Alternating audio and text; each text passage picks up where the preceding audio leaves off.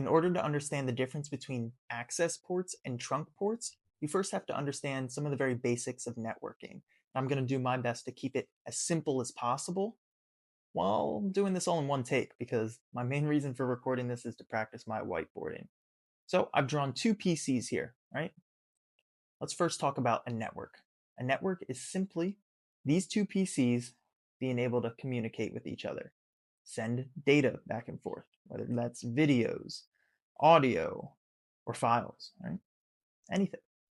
You can either do this wirelessly or, more simply, you can just connect an Ethernet cord between the two. Now you have a physical connection. You've now created a network. But what happens if you have more than just two devices, right?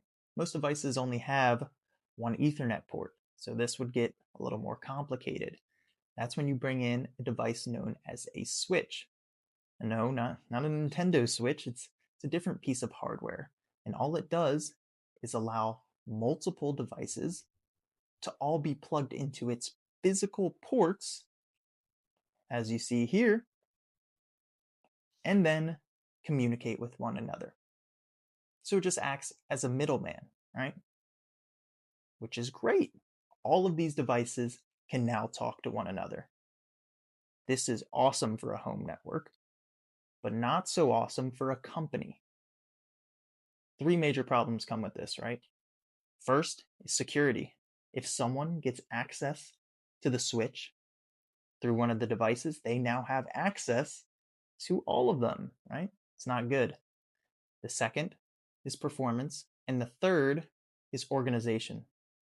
So, what can we do about this? We've created a local area network, a LAN, but can we take it one step further? Yes, we can. This very smart guy back in the 80s, named David Sinkowski, invented virtual LANs. And all that is logically grouping or logical groupings inside of a switch, right? So these logical groupings right here can now be placed inside of a switch to break it apart, which is super cool. Now, these ports can go to specific LANs, right? Can go to blue, or I don't know why I choose brown, or could go to green, something like that. And then these physical ports right here can be set to a specific mode, right?